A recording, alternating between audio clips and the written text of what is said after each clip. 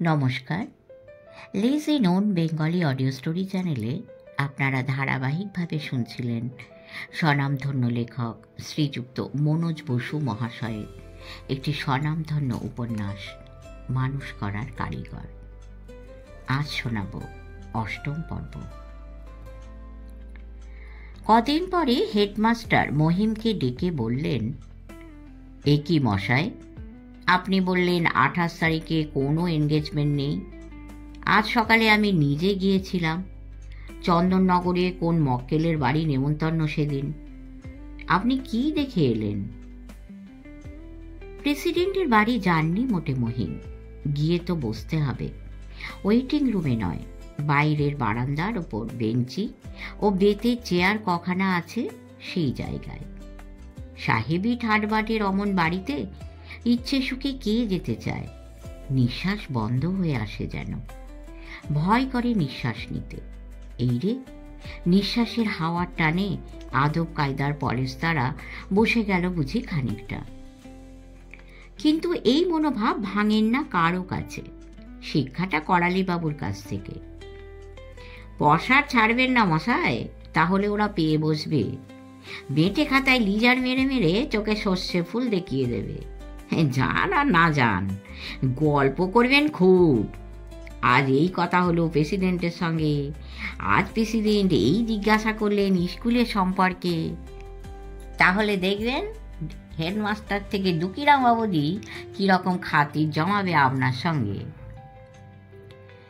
না গিয়েই হেডমাস্টারকে যা হোক একটা আন্দাজে বলে দিয়েছিলেন, বলা যখন হয়েছে সেই টান ধরে চলতে হবে। হেডমাস্টারের জবাবে মহিন বললেন, চন্দননগর? স্টেনো সতীশবাবু বললেন 28-এ ফাঁকা আছে। আমি আরও বললাম, ভালো করে দেখে বলুন, বড় দায়িত্বের কাজ, আলুনিভাবে বললে হবে না। রসুন, আমি নিজের চোখে দেখি একবার। এনগেজমেন্ট বই নিজে দেখে এসেছি স্যার। 28শে জানুয়ারি গড়ের মাঠের মতো ফাঁকা ছিল। ডি বললেন, আমার যেতে 2 দিন দেরি হয়ে গেল, তার মধ্যেই ভরাট হয়ে গেছে। তবে পরের হপ্তায় 4 ফেব্রুয়ারি ছাড়া তারিখ দিতে পারেন না, তাই পাকা করে এলাম। কি আর করব? মহিম বললেন, 7টা দিন দেরি হয়ে গেল, তাতে ক্ষতি হবে না, গরম পড়ে গেলে মুশকিল ছিল। ডি বলেন, 7 দিন বলে তো নয়, ওর আগের দিন 3রা, মেয়ের বিয়ে আমার। যোগাড় যন্ত্র, বিলি ব্যবস্থা সমস্ত একটা মানুষের ওপর। 2.5 কামরার ভাড়া বাড়িতে বিয়ে হতে পারে না, সেজন্য কোন নগরে পৈতৃক বাড়িতে সকলকে পাঠিয়ে দিয়েছি, সেখান থেকে যাতায়াত। কাজটা 28-এ যদি চুকে যেত, ভেবেছিলাম 5-7 দিন ছুটি নেব বিয়ের সময়টা, কিন্তু যেরকম দাঁড়ালো, বিয়ের দিন 3রায় হয়তো আসতে হয়। মহিম বলেন, হ্যাঁ সে কি কথা, আমরা সব রয়েছি, এত ভাবনা করেন কেন? ডি গদগদ হয়ে উঠলেন। ভরসা তো তাই, আপনাদের পেয়েছি ছোট ভাইয়ের মতন, নইলে এ যা চাকরি। বরাত ভালো যে প্রেসিডেন্ট 3রা ফেব্রুয়ারি তারিখ দেননি, তাহলে ওদের মেয়ের বিয়েতে থাকাই হতো না। চাকরির চেয়ে তো মেয়ের বিয়ে বড় নয়। তারপরে মনে পড়ে যায় একটা জরুরি কথা। বললেন, ইয়ে হয়েছে মহিমবাবু, এই প্রেসিডেন্টের বক্তৃতাটা লিখতে হবে। বললেন কত শিক্ষক আছেন, কাউকে বলে দেবেন। প্রেসিডেন্টের মুখ দিয়ে বেরোবে, যাকে তাকে দিয়ে সে জিনিস হয় নাকি? আপনার সেই গল্পটা দেখেছি, খাসা বাংলা আপনার। ইংরেজি হলে তো আমি কলম ধরতাম, কিন্তু প্রেসিডেন্ট বলে দিলেন ওই দিনটা ধুতি পাঞ্জাবি পরে এসে বক্তৃতা করবেন। পাবলিক এইসব চালাচ্ছে আজকাল। ইংরেজি বলতে গেলে হয়তো বা হই হই করে উঠল। বাংলায় এই যত মুখ কুনিয়ে কাজ কারবার, তো সভা সমিতির আর কোনো ইজ্জত থাকতে দিলে না। করালিকান্ত এসে পড়েছেন ইতিমধ্যে, তিনি টিপ্পনি কাটেন। দেশের কি হাল হচ্ছে স্যার, বিয়ের মন্ত্র এরপরে বাংলায় পড়তে হবে। পাবলিক যেটা বোঝে। দিনকে দিন বাংলা চালু হচ্ছে। এই নিয়ে হাসাহাসি চলল খানিকটা। দুঃখের কারণও বটে। কাজকর্ম কিছু আর হবার জো নেই। বেশি দূরে যেতে হবে কেন? স্কুল কমিটির মিটিং হয়ে থাকে, সেই ব্যাপারটা ধরো না। এর আগের প্রেসিডেন্ট ছিলেন অত্যন্ত কড়া ধাঁচের মানুষ। নিজের বাড়ি কি করতেন জানা যায় না, কিন্তু বাইরের কাজকর্মে ইংরেজি ছাড়া বলতেন না। মিটিংয়ের মধ্যেও নিয়ম ছিল, যত কিছু কথাবার্তা সব ইংরেজিতে। আধ ঘন্টার ভেতর 10টা আইটেম খতম হয়ে যেত। নিতান্ত দরকারি কথা ছাড়া কেউ কিচ্ছু বলতো না। ইংরেজি গ্রামার ভুল করে হাস্যাস্পদ হয়ে যায় পাছে। বাংলা হয়ে এখন ভয় ভাবনা ঘুচে গেছে। দিদার বলে যাও, দরকার না থাকলেও মাতব্বরি দেখাবার জন্যে বলো। একটা আইটেম সারা হতে এখন দুটো দুটো ঘটনা ধাক্কা। কাজকর্ম হওয়ার জো আছে। হেড ক্লার্ক অমূল্য এমনি সময় এসে ঢুকলো। গলার চাদরটা নিজের চেয়ারের ওপর ফেলে, অর্থাৎ উপস্থিতির পরিচয় রেখে আবার তক্ষুনি নিচে তামাক খাবার ঘরে ছোটে। হেঁটে এসে ক্লান্ত হয়েছে, মৌজ করে পুরো একটা ছিলিম টেনে তবে কাজে বসবে। কাজ ঘোড়ার ডিম। সেকেন্ড ক্লার্ক ফকির চাঁদের কাছে কাজের কথা শোনো গিয়ে। বড় গলায় হুকুম হাকাম ছাড়া ওটার কি হলো, এটা হয়নি কেন, আর কথায় কথায় সেক্রেটারি দোহাই পেরে আসর গরম করা। যখন খুশি আসে, যখন খুশি চলে যায়। মাথার উপর হেডমাস্টার একজন রয়েছেন, তাকে একটা মুখের কথা বলে যাওয়ারও ভদ্রতা নেই। চা খাওয়ার অনেকগুলো দল মাস্টার মশাইদের ভেতর। ফকির চাঁদের পেছনে জন কয়েক দাঁড়িয়ে দাঁড়িয়ে চা খেয়ে যান। পয়সা জমা থাকে ফকিরের কাছে। ঘন্টা বাজবার মুখে সে চা নিয়ে রাখে। মাস্টার মশাইরা যেমন যেমন আসেন, গিলাসে চা ঢেলে দেয়। ফকির চাঁদ নাকি কান্না কাঁদে এদের কাছে। অমূল্যবাবু কিছুই করেন না, একলা আমার কাঁধে যত চাপ। ভূদেব বলেন, এই খুঁটো জোরে মেরা লড়ে, স্কুলে একবার করে আসছে সেই তো ঢের। কালাচাঁদ বলেন, অমূল্য খাটে না, এ কথা কদাচ বলো না ফকির। অমূল্যর খাটনি অনেক বেশি তোমার চেয়ে। আমি দেখে থাকি, সকাল সন্ধে সেক্রেটারির বাড়ি তিত্তের কাকের মতো পড়ে থাকা। স্কুলের টাইপরাইটার সেক্রেটারি বাড়ি নিয়ে গিয়ে দেখেছেন, সে কি অমনি চিঠিপত্র আর ওর কি ঘোড়ার ডিমের থিসিস আছে গাদা গাদা, সেই সমস্ত টাইপ করা। তার ওপরে হলো বা কাছাকাছি বাজার আছে, এক ছুটতে গিয়ে 4টি মাছ তরকারি এনে দেওয়া। আর সেক্রেটারি সেই যখন বাড়ি বানাচ্ছিলেন, ওরে বাবা। একটা গল্প খুব রসিয়ে করে থাকেন কালাচাঁদ। সেক্রেটারি নতুন বাড়ি হচ্ছে। কালাচাঁদ সেই সময়টা স্কুলের চাকরির উমেদার। তার কাছে দিন রাত হাঁটাহাঁটি করছেন। যখন যান অমূল্য হাজির। একদিন কালাচাঁদ জিজ্ঞাসা করলেন, এখানেই তো পড়ে থাকেন, স্কুলে যান কখন আপনি? অমূল্য বলল, হ্যাঁ যেতে হয় বই কি, 1 তারিখ মাইনে নেবার দিন যায়। বলল বড় বেদনার সঙ্গে, যেন মাইনেটা বাড়ি পৌঁছে না দেওয়ায় ভীষণ অত্যাচার হচ্ছে তার উপরে। সেক্রেটারি যত কিছু মন্তব্য অমূল্যর মুখ দিয়ে এসে পৌঁছয়। তাকে অতএব সমীহ না করে উপায় নেই। 4 ফেব্রুয়ারির কথা ডিডিডি কাল নিজে গিয়ে সেক্রেটারির টেবিলে লিখে রেখে এসেছেন। অমূল্যর কাছে খবরটা নিতে হবে। প্রেসিডেন্ট তারিখ দিয়ে দিয়েছেন। সেক্রেটারির আপত্তি না থাকে তো হুড়োহুড়ি এবারে। নিমন্ত্রণপত্র ছাপাতে দিতে হবে আজকেই। করালিবাবু মেডেলের কথা তুললেন। এই চাঁদির উপর হলে প্রত্যেকটা 8-10 টাকা পড়বে। আবার 8 আনা থেকেও আছে। বাজেট বুঝে চলুন এবার স্যার, কি রকমের কটা আনাবেন?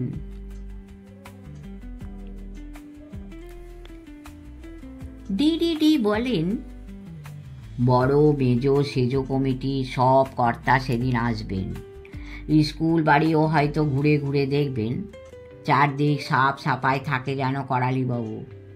আমতলা জঞ্জালের গাদা যেন সরানো হয়। কটা ডাল নিচু হয়ে পড়েছে, কেটে দেবেন ওগুলো। ক্লাসের দেওয়ালে আর পায়খানায় ছেলেরা এটা ওটা লেখে, চুনের পোঁচ টানিয়ে দেবেন তার ওপর। ফুলের মালা তোড়া যা লাগবে সেবার মহিমবাবুর ওপর দিন। কবি মানুষ, পছন্দ করে কিনবেন। আর একটা কাজ আপনি শুনে নিন মহিমবাবু, ফাইনালের ছেলেগুলোকে লিস্ট ধরে আগে থাকতে নাম বলে দেবেন। সেদিন সকাল সকাল তারা স্কুলে চলে আসবে। স্কুল থেকে একত্র করে নিয়ে পার্কে একটা জায়গায় জমায়েত করবেন। ছড়িয়ে থাকলে কাজকর্মে দেরি হয়ে যায়। আপনি, দাশু আর পতাকিবাবু 3 জনের ওপর এই ভার। আর যাকে দরকার মনে করবেন নিয়ে নেবেন আপনাদের সঙ্গে। অমূল্য ফিরেছে ততক্ষণে তামাক খাওয়া সেরে। ডি কাছে ডাকলেন। আমার চিঠি দেখেছেন সেক্রেটারি? কি বললেন? এই বিরক্ত ভাব কেমন যেন। বললেন চিঠি লেখালেখি করে হবে না, অনেক পরামর্শ আছে। সন্ধেবেলায় আজ আবার যেতে বলেছেন। বলে তিলার্ধ সময় নষ্ট না করে অমূল্য নিজের চেয়ারে চলে গেল। নিমন্ত্রণপত্র কেমন হবে ডি তার মুসাবিদা করছিলেন। কলম থামিয়ে ক্ষণকাল গুম হয়ে রইলেন। তারপর মৃদুস্বরে বলেন, বিরক্ত হলে আমি কি করতে পারি? কালকে গিয়ে মশাই 1.5 ঘন্টা বসে থাকার পর শুনলাম রুগী দেখে ফিরলেন। খবর পাঠালাম, বলে খেতে বসে গিয়েছেন। তারপর বলে নতুন রেকর্ড কিনে এনেছেন, খাওয়ার পর গান শুনছেন সকলে মিলে। আমার ট্রেনের সময় হয়ে যায়, কি করি, লিখে রেখে চলে এলাম। এত বড় গভর্নমেন্ট চলছে লেখালেখির ওপর, আমাদের তাতে হবে না? মহিম সহানুভূতির স্বরে বললেন, বাড়িতে কাজ, এই সময়টা রোজ রোজ গিয়ে বসে থাকা। রাত পোয়ালে কাল পাত্রপক্ষ পাকা দেখতে আসছে মেয়েকে। বাড়ি থেকে বলে দিয়েছে আজ সকাল সকাল ফিরতে। আর উনি বললেন চিঠি লেখালেখি করে হবে না, নিজে যেতে হবে। না হলে আর কি করছি কি, যাবো তাই বদ্রীনাথের মন্দিরের মতো হতে দিয়ে পড়ে থাকি গে। মেয়ের পাকা দেখা যেমন হয় হবে। মহিম অনেকক্ষণ চলে গেলেন। কাজকর্ম অনেকটা বুঝে নিয়ে করালিও উঠছেন। ডিটি বলেন, বসুন না একটু, অনেকগুলো বিল জমে আছে, নিরিবিলি আছি, দুজনে ওইগুলো দেখে পাস করে রাখা যাক।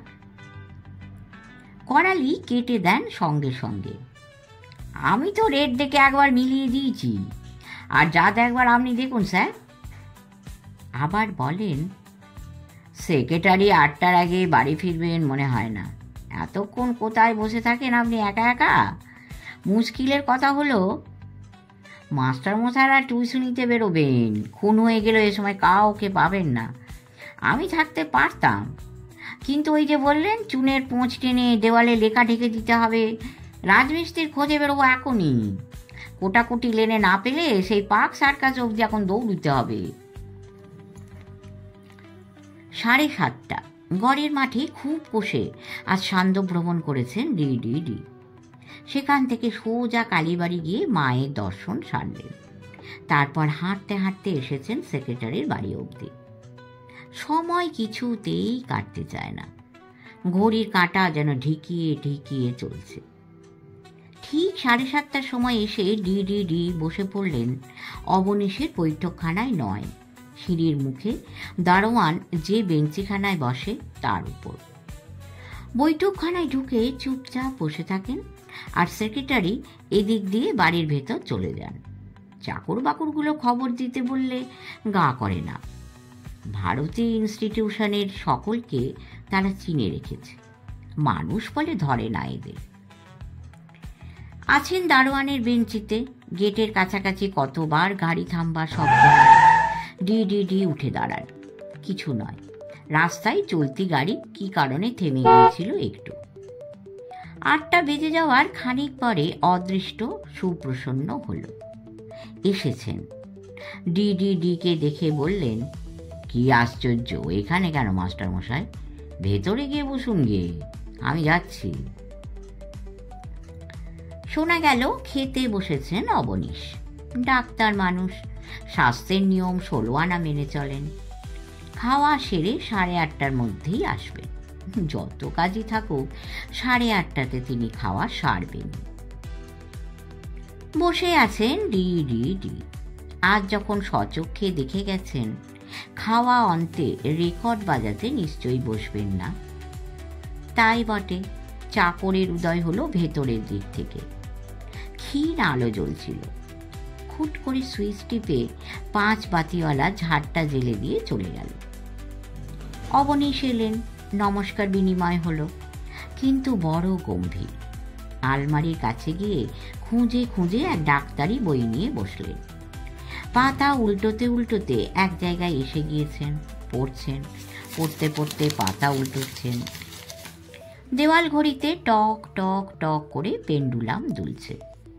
ডি ওদিককার একটা চেয়ারে স্থানুর মতো বসে, চোখের ঠিক সামনে দেওয়াল ঘড়ির কাঁটা কেঁপে কেঁপে এগিয়ে চলছে। তা সত্ত্বেও নিজের বাঁ হাত ঘুরিয়ে হাত ঘড়ি দেখছেন বারবার। বই বন্ধ করে অবনীশ উঠে দাঁড়ালেন। সাহস করে ডি ডাকলেন, স্পোর্টসের কথাটা স্যার। বলে সাড়া দিয়ে অবনীশ পুনশ্চ আলমারির ধারে গেলেন। হাতের বইটা যথাস্থানে রেখে এবার একটা ঢাউস বই বের করে নিয়ে চেয়ারে ফিরে এলেন। ফাঁক পেয়ে ডি অনেকগুলো কথা বলে ফেললেন। এই 4ঠা স্পোর্টসের ফাইনাল, প্রেসিডেন্ট তারিখ দিয়েছেন। স্যার আমায় আসতে বলেছিলেন এই ব্যাপারে। হচ্ছে বলে ঢাউস বইটা খুলে অবনীশ তার মধ্যে আবার ডুবে গেলেন। সারা শব্দ নেই। মরিয়া হয়ে ডি বললেন, আমায় স্যার কোন নগর যেতে হবে? সেখান থেকে যাতায়াত, এখানকার বাসা তুলে দিয়েছি। জানি বলে আঙুল জিভে ঠেকিয়ে অবনীশ ফাঁস করে বইয়ের 3-4 পাতা উল্টে গেলেন। আরো অনেকক্ষণ গেল। ডি কাতর হয়ে বলেন, শেষ লোকাল আগে বেরিয়ে গেছে, আর দেরি হলে বাসও পাওয়া যাবে না। অবনীশ নিবিষ্ট একেবারে। ডির মনে হলো ভ্রু দুটো তার কুঞ্চিত হচ্ছে, পাঠের মধ্যে বারংবার ব্যাঘাত ঘটানোর দরুন। কিন্তু নিরুপায় হেডমাস্টারকে তবু বলতে হয়, মেয়ের পাকা দেখা সকালবেলা, এই ট্রেন পাবো না। হাওড়া থেকে শেষ বাস ছাড়বে ঠিক 9:30টায়। আর 5-7 মিনিটের মধ্যে যদি উঠতে পারা যায়। না রাম না গঙ্গা, কোনো রকম জবাবই নেই ও তরফে। কানেই পৌঁছল না হয়তো। কি করেন ডি?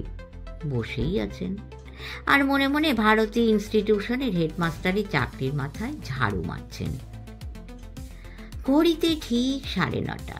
সেই সময় অবনীশ মুখ তুললেন, ঘড়ির দিকে চেয়ে বললেন, এ কি আশ্চর্য, এত রাত হয়ে গেছে, খেয়াল ছিল না। আপনাকে তো অনেক দূরে যেতে হবে। চলে যান আপনি, আজকে আর হলো না, কাল আসবেন। ডি আহত কণ্ঠে বলেন, এখন হাওড়া অবধি গিয়ে বাসও পাওয়া যাবে না। সে যা হয় হবে। অনেকক্ষণ বসে আছি, স্পোর্টসের কথাবার্তাগুলো হয়ে গেলে ভালো হয়। এই কাজে লেগে পড়তে হবে এইবার তো। প্রতিবাদীর কথায় অবনীশ অসহিষ্ণু হলেন, বললেন, 2 সপ্তাহ সময় আছে, এত তাড়া কিসের? একটা শক্ত কেস নিয়ে পড়েছি, সঠিক ডায়াগনোসিস হচ্ছে না। মানুষের জীবন মরণের ব্যাপার। আজ হবে না, আপনি কাল আসবেন মাস্টার মশাই। মাঘের ওই অত রাত্রিরে ছাড়া পেয়ে ডি কি বিপাকে পড়লেন সে জানেন তিনি, আর জানেন অন্তর্যামী ভগবান। কিন্তু পরদিন স্কুলে গিয়ে দেখা গেল জানতে কারও বাকি নেই, স্কুলময় চাউর হয়ে গেছে। অমূল্য ঠিক 10:30টায় হাজিরা দিয়েছে আজ, তারই কাণ্ড। দাশু ফিসফিস করে বলে গেলেন, মাস্টারদের সঙ্গে সে খুব হাসাহাসি করছিল এই নিয়ে, আজকেও নাকি স্যারকে যেতে হবে। কতবার গিয়ে কাজ মেটে তাই দেখুন। আসল ব্যাপার, এত বড় স্কুলের হেডমাস্টারের দিনে রাতে কখন কি দরকার পড়ে। কোন নগর থেকে এসে কাজ করা সেক্রেটারির পছন্দ নয়। পাড়ার মধ্যে আবার স্যারকে বাড়ি ভাড়া করতে হবে, তা সে যেমন খরচাই হোক। সেক্রেটারির বাড়ি যেতে যেতে ডিডিডি মনে মনে ঠিক করছেন, একটা কথা ওকে আজ স্পষ্টাস্পষ্টি বলতে হবে। আপনি যা করুন আর যাই বলুন, অন্য লোকে টের না পায় যেন কিছুতে। জানাজানি হলে কেউ আর মানতে চাইবে না। অতগুলো ছাত্র ও শিক্ষক চালিয়ে নিয়ে বেড়ানো অসম্ভব হবে তারপরে। কিন্তু কোনো কিছু বলবার অবকাশ হলো না। এক কথায় সেক্রেটারি শেষ করে দিলেন। বললেন, পার্কে ব্যবস্থা করেছেন শুনলাম। ফাঁকা জায়গা, মাথার উপর একটা আচ্ছাদন থাকে যেন। রোদের বেশ চার হয়েছে। এই মাত্র এই পরামর্শের জন্য ডিডিডি 3 দিন নাজেহাল হলেন। অবনীশ চাটুর্যের এই স্বভাব। ক্ষমতা আছে, সুতরাং সেইটা জাহির করো। কাজকর্ম করা উদ্দেশ্য নয়, বোঝেনও না কিছু। অন্যের অসুবিধে ঘটিয়েই আনন্দ। বক্তৃতা একটা দাঁড় করিয়েছেন মহিম। নাম হলো দেহচর্চা। প্রেসিডেন্টের মুখ দিয়ে বেরোবে যে সে ব্যাপার নয়। খুব খেটে খুঁটে লিখেছেন। স্বদেশী দাদাদের কাছে সেই সব পুরনো আলোচনা ও পড়াশুনো বেশ কাজে লেগে গেল। খাসা উতরেছে লেখাটা। হেডমাস্টারকে দিচ্ছেন, পড়ে কি বলেন তিনি শোনা যাক। দেখুন দেখি কি রকম হলো। আমার দেখে কি লাভ? আসল মানুষে দেখলেই হবে, না দেখি কি তিনি নিজের নামে চলতে দেবেন? মহিম বলেন, অত বড় লোকের হাতে যাওয়ার আগে আপনি একবার চোখ বুলিয়ে দিলে নিশ্চিন্ত হতে পারি স্যার। বড্ড ব্যস্ত তো, দেখতে পাচ্ছেন। পরে পরে। ডিডিডি খপ করে লেখাটা নিয়ে পকেটে ঢোকালেন। করালিবাবুর সঙ্গে কিসের একটা ফর্দ হচ্ছিল তখন। গম্ভীর কণ্ঠে করালি বললেন, ধীরে সুস্থে ভেবে চিনতে পড়তে হবে, তাড়াহুড়োর মধ্যে হয় না। স্যার রেখে দিলেন, কাজ সারা হলে পড়ে দেখবেন। খানিক পরে কাজকর্ম সেরে করালিকান্ত ঘরের বাইরে এলেন। মহিম ঘোরাঘুরি করছেন তখনও। এমন চমৎকার লেখাটা হেডমাস্টারকে পড়ে শোনাতে পারলে তৃপ্তি হতো। কল্পনার চোখে দেখতে পান হেডমাস্টারের চোখ দুটো উজ্জ্বল হয়ে উঠেছে। উচ্ছ্বসিত হয়ে বলছেন, ওয়েল ডান ইয়াং ম্যান, প্রতিভা, আপনি একটি প্রতিভা। করালিবাবুকে বললেন, এইবারে যাওয়া যায় বোধহয়, কি বলেন? করালি না বোঝা দৃষ্টিতে চেয়ে বললেন, কোথায়? তারপর মহিমকে টেনে নিয়ে চাপা গলায় বললেন, এই ঘন্টা ঘন্টা কি শুনবেন উনি, আর কি বুঝবেন? লেখাপড়া জানেন নাকি? 5 লাইন ইংরেজি লিখতে 3টে ভুল। দেশবন্ধুর মৃত্যু হলো, ছুটি সার্কুলারে দেশবন্ধুর কোন বিশেষণ দেওয়া যায়? এই তিলকের মৃত্যুতে সেই কোন কালে সার্কুলার দেওয়া হয়েছিল? পুরনো খাতা ঘেঁটে ঘেঁটে সার্কুলার খুঁজে বেড়ান। আর আপনার ও জিনিস তো বাংলা, জন্মে এক পাতাও পড়েনি বোধহয়। কমিটিও ঠিক এইরকমই চান। পণ্ডিত হেডমাস্টার তো পড়াশোনা নিয়ে থাকবেন, এত বড় স্কুল সামলানো তার কমও নয়। চাই এখানে দারোগা হেডমাস্টার। ভালো ভালো টিচার রয়েছেন, পড়াবেন তাঁরাই। ওর কাজ খবরদারি করা, টিচাররা ফাঁকি না দেয়, ছেলেপুলেরা হইচই না করে। তারপরে সন্ধেবেলা গিয়ে নিয়মিত তেল দিতে হবে সেক্রেটারিকে। ব্রহ্মা বিষ্ণুর সঙ্গে উপমা দিতে হবে, না দিতে পারলেই বিগড়ে যাবেন। হেডমাস্টার স্কলার হলে ওইসব করতে আত্মসম্মানে বাঁধবে। স্পোর্টসের দিন ছেলেরা ব্যবস্থা মতো সকাল সকাল এসেছে। স্কুলের হল ঘরে মহিম নিয়ে বসিয়েছেন। এদের মধ্যে মলয় চৌধুরী, ফুটফুটে দেবশিশুর মতো চেহারা, থোপা থোপা কোঁকড়া চুল, নিষ্পাপ সরল চাউনি। এ শরীরে দৌড়ঝাঁপ হয় না, মলয় নেইও তার মধ্যে। মহিম তাকে আসতে বলেছেন, প্রেসিডেন্টের গলায় মালা পরিয়ে দেবে এই জন্য। কখন সে ইতিমধ্যে উঠে গিয়েছিল। রামকিঙ্কর হির হির করে টেনে নিয়ে এলেন।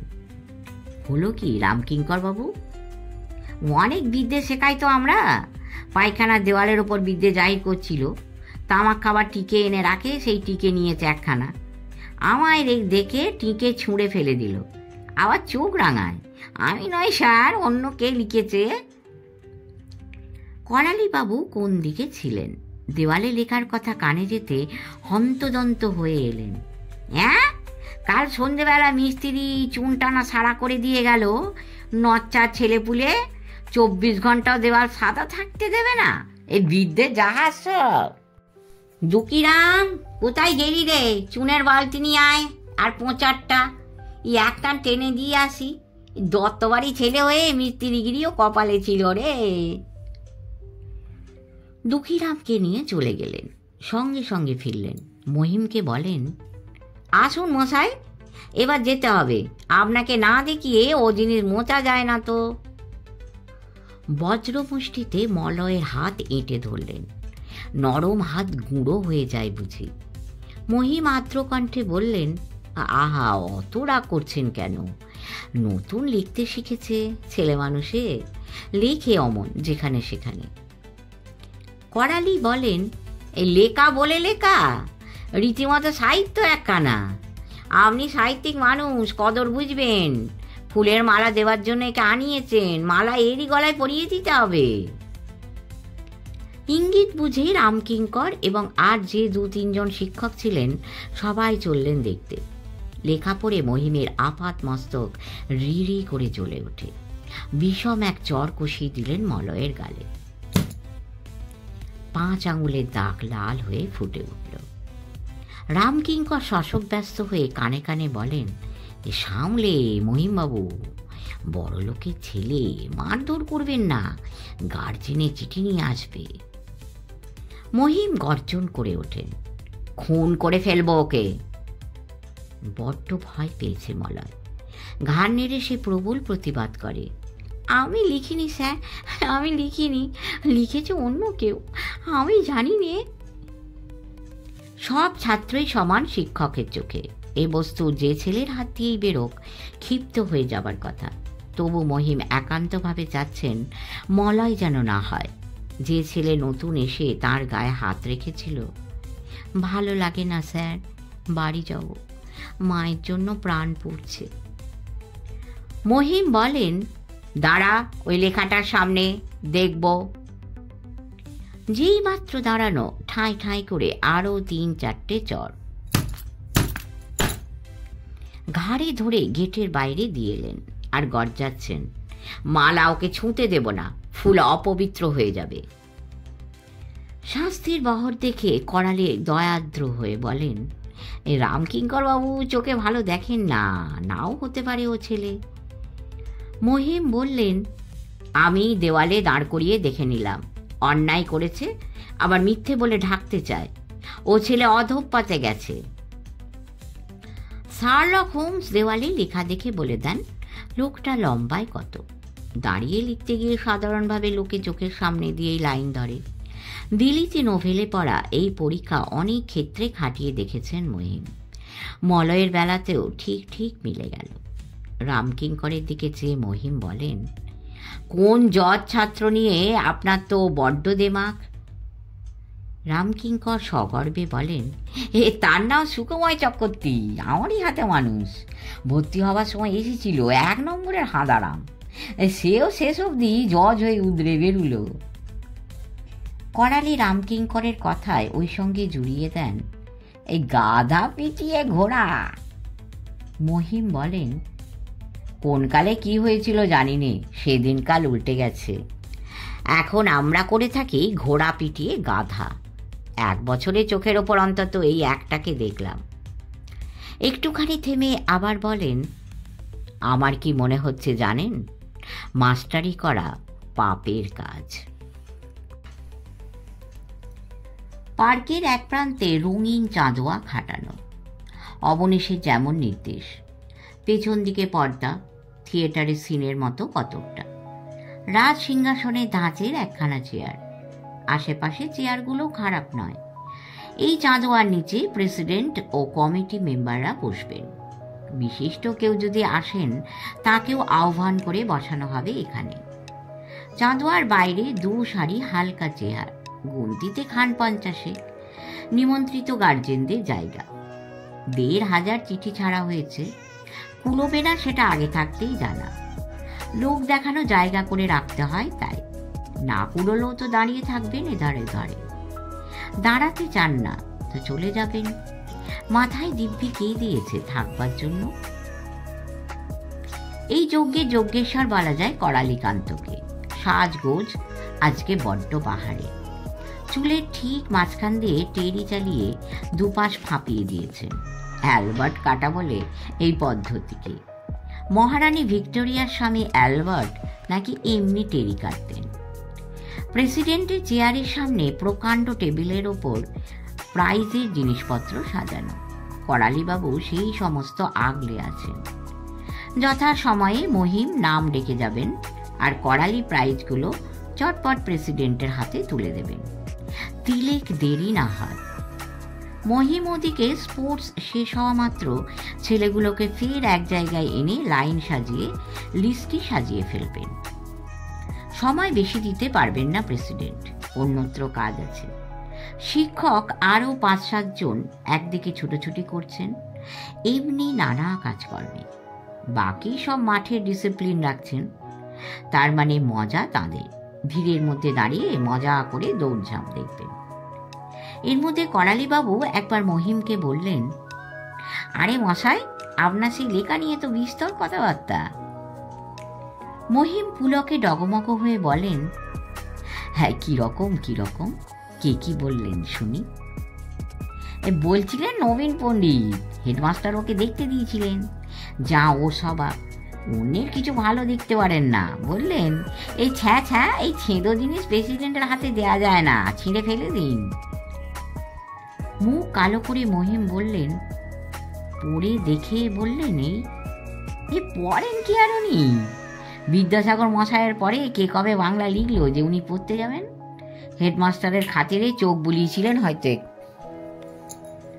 বক্তৃতাটা ওরই লেখবার কথা ছিল। হেডমাস্টারের খাতিরে চোখ বুলিয়েছিলেন হয়তো একটু আপনার লেখায়। উনি পাকসাট মারলেন বলে আপনার ঘাড়ে এসে পড়ল। তাই বললেন হেডমাস্টার, আপনি করলেন না, মহিমবাবু যা হোক একটা দাঁড় করিয়েছেন। এর ওপরে কিছু দাগরাজি করে আপনি চলনসই করে দিন, প্রেসে পাঠানো যাক। আমিও সাহস দিলাম, প্রেসিডেন্ট বাংলা স্টাইলের কি জানেন? কোনোদিন পড়েছেন ওরা বাংলা? যা হাতে দেবেন সোনা হেন মুখ করে পড়ে যাবেন। নবীন পণ্ডিতের দাগরাজিতে সারা দাঁড়াল হয়ে থাকাটা। প্রেসিডেন্ট এসে কতক্ষণে বক্তৃতা করবেন? ছাপা বক্তৃতার প্যাকেট তার আগে তো খোলা হবে না। অবশেষে এলেন প্রেসিডেন্ট। সেক্রেটারি অবনীশ ও হেডমাস্টার পার্কের দরজা অব্দি ছুটে এগিয়ে আনলেন। করালিবাবু এবং দাশুও ছুটেছেন। এরা দুজন ভীষণ কাজের মানুষ। ছুটোছুটি ও হাঁক ডাকে জাহির করছেন সেটা কর্তাদের সামনে। কি তাজ্জব! যা বলেছিলেন একেবারে ঠিক তাই। ধুতি পাঞ্জাবি পরা প্রভাত পালিত। স্পোর্টসের চেয়ে এইটাই যেন বড় দর্শনীয় বস্তু। আঙুল দিয়ে ওকে দেখাচ্ছে। কি একজন বলে উঠল, সবে তো কলি সন্ধে, আসছে বারে দেখো খদ্দর পরে মাথায় গান্ধী টুপি চড়িয়ে আসবেন এই মানুষ। গলা শুনে মহিম মুখ ফিরিয়ে তাকালেন মানুষটার দিকে। আবার কি, তারও কর্মশায়। ম্যাকলিন কোম্পানির ক্যাশিয়ার, বড় বোন সুধার ভাসুর। তারক দাদা বলে ডাকেন তাকে। থাকেন বেহালার দিকে, এ তল্লাটে নয়। ভারতী ইনস্টিটিউশনে তার ছেলেপুলে পড়ে না, নিমন্ত্রণপত্রও যায়নি, তবু এসে জুটেছেন তিনি। একটা চেয়ার দখল করে জাঁকিয়ে বসে আছেন। নিজেই বলছেন, রবিবার গঙ্গার ধারে হাওয়া খায়, ফিরে যাচ্ছি, দৌড়ঝাঁপ দেখে বসে পড়তে হলো। আমারও খুব নাম ছিল এক সময়, খুব দৌড়তে পারতাম। তা দেখে শহর থেকে ট্রামে বাসে চড়ে চড়ে শরীরের কিছু পদার্থ আর থাকে না, হাঁটতেই দম বেরিয়ে যায়, তাই দৌড়নো। দূর দূর, এসব নচ্চার জায়গায় মানুষ থাকে। ট্রাম বাসের উপর দোষ দিচ্ছেন, কিন্তু বয়স এদিকে 60-এর কাছাকাছি। সে কথা ভাবছেন না তারক দাদা। মাথায় একগাছা কালো চুল নেই, চোখের নিচে চামড়া ঝুলে পড়েছে। কোন বয়সে দৌড়তে পারতেন, তারপরে কত কাল কেটে গেছে, সেটা খেয়াল থাকে না তার। একটা কিছু বলতে হয়। মহিম তাই বললেন, অনেকদিন আপনার বাসায় যাওয়া হয়নি। একের পর এক এইসব চলছে। আজ রবিবারেও এই দেখুন, ফুরসত পাইনি। তারক বলেন, তোমার একটা বিয়ের সম্বন্ধ করছিলাম। তোমার মা খুব করে বলেছিলেন, উচিত বটে, পাস করেছো, চাকরি হয়েছে। বলতে বলতে থেমে গিয়ে আবার বললেন, চাকরি না হলে কিন্তু বিয়েটা ঠিক লেগে যেত।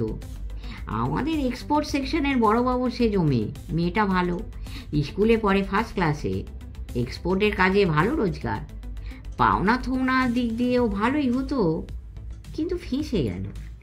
স্কুল মাস্টারকে মেয়ে দেবেন না। মহিম বলেন, বিয়ে আমি করব না তারক দাদা, মা বললে কি হবে, কিন্তু আমার ব্যাপার বলে নয়। শিক্ষক শুনেই বিগড়ে যান কেন সেইটা জিজ্ঞাসা করি। ছেলে মানুষ করা মহৎ কর্ম, পুণ্য কর্ম, দেশের কাজও বটে। তারক বলছেন, তোমায় দেখে, তোমার সঙ্গে কথাবার্তা বলে তার খুব পছন্দ হয়েছিল। কদিন আগে নিজে তোমাদের স্কুলে গিয়ে হেডমাস্টারের কাছে খোঁজ খবর নিয়ে এসেছেন। ভেবে চিনতে শেষটায় আমায় বললেন, না ভাই, মেয়ে তো শত্রু নয়, উপোস করে শুকিয়ে মরবে, জেনে শুনে সেটা হতে দিই কেমন করে।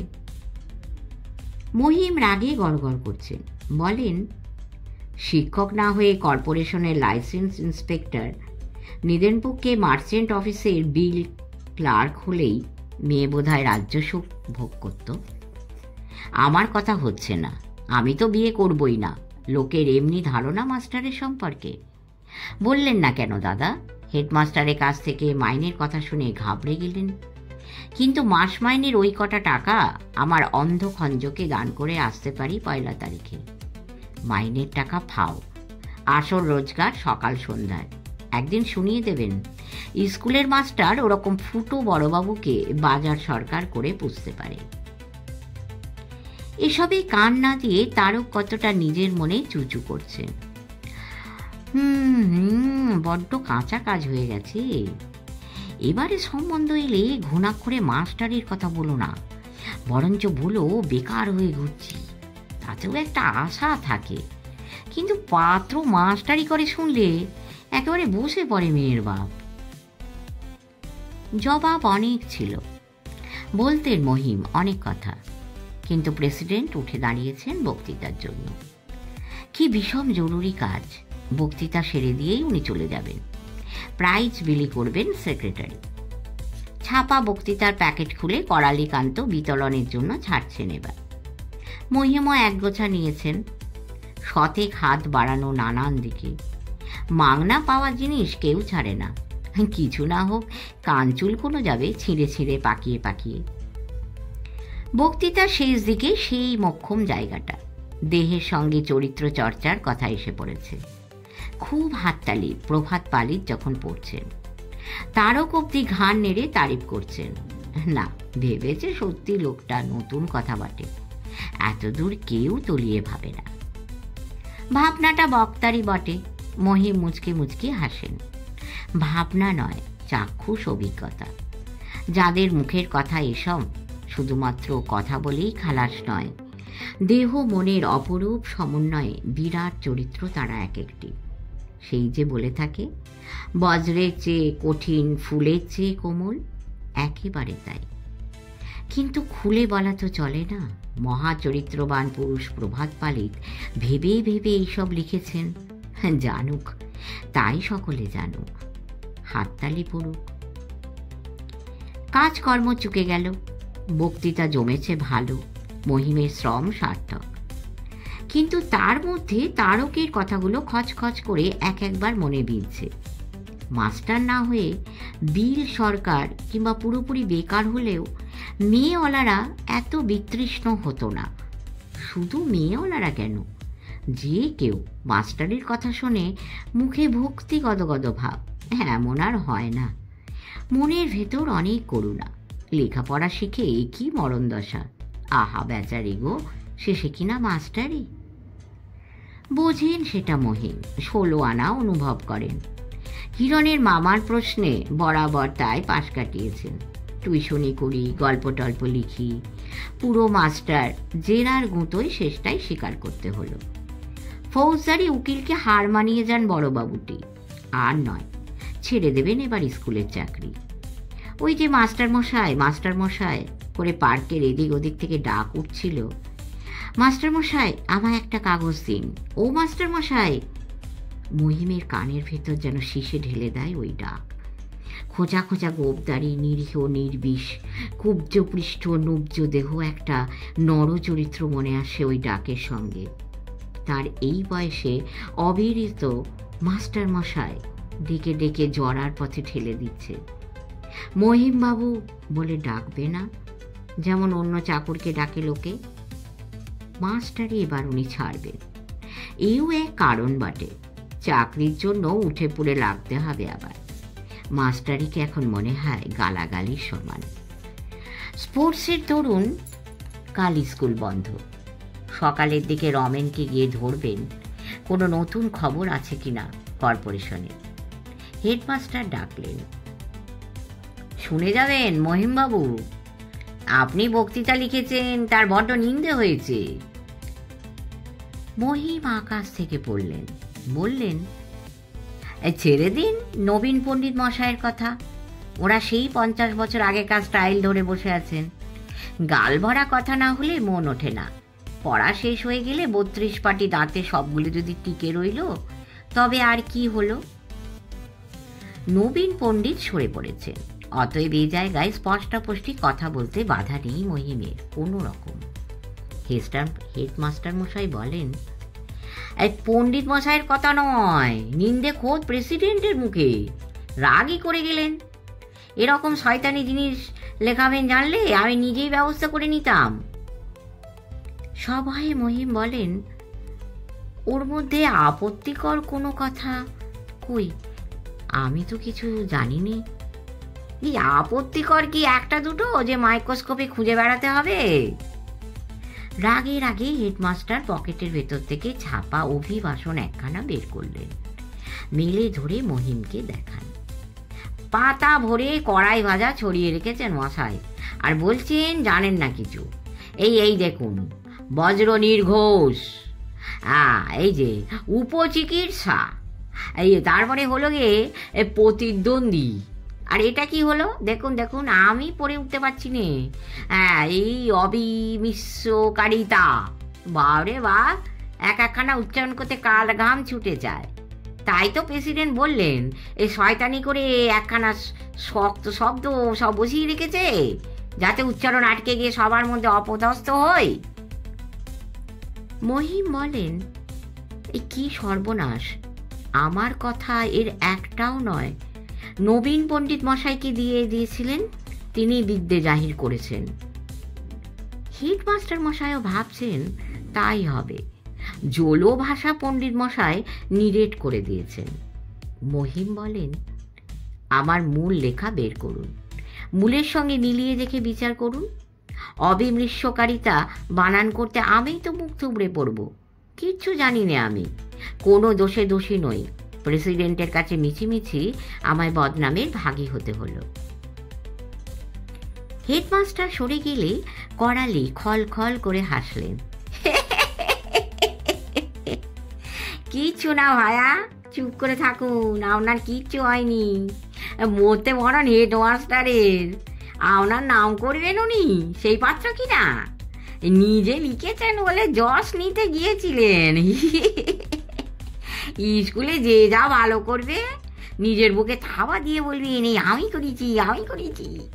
এবার হয়েছে তেমনি। এবার এই ধর্মের কল বাতাসে নরে মশাই, আমি ছিলাম সেই সময়টা, হাসি আর চেপে রাখতে পারিনি।